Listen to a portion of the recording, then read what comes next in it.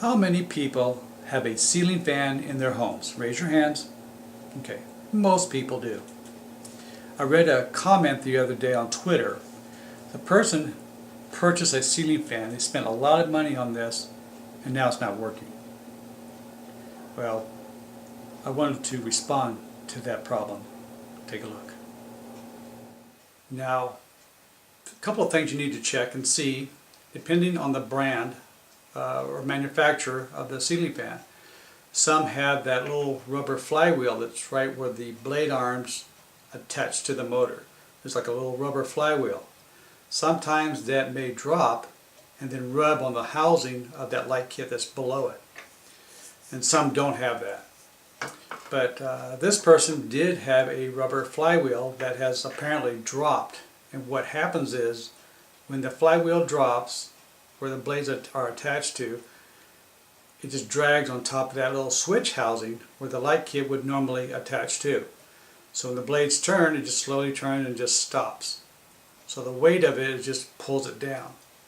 And check and see, make sure you take the light fixture off the fixture itself, the fan, and take the blade arms off the motor, that rubber flywheel, if that's the case, and take a look at it. There's like little rubber fins that go all the way around the rubber flywheel.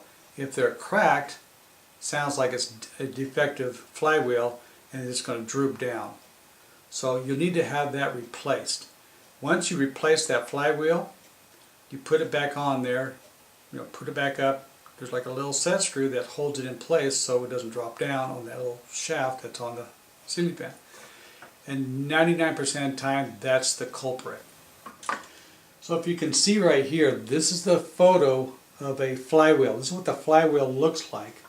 And remember earlier I was talking about the fins on the flywheel. These fins sometimes crack. And when it cracks, it causes the ceiling fan blades to droop on the switch housing. Now this photo here shows the flywheel that is attached to the motor. If you see, it is separated from the motor, so the motor doesn't turn, but the flywheel does. That's where the blade arms attach to that flywheel. This other one here shows the basic ceiling fan motor, which the blades do attach to the motor directly, and this is an indication of a lower quality ceiling fan, most generally. So those will give you some examples what to look for if your ceiling fan is humming or your blades are drooping down on the switch housing. This will hopefully help you out.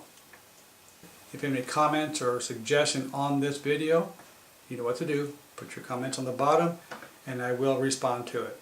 So until then, I'll talk to you later.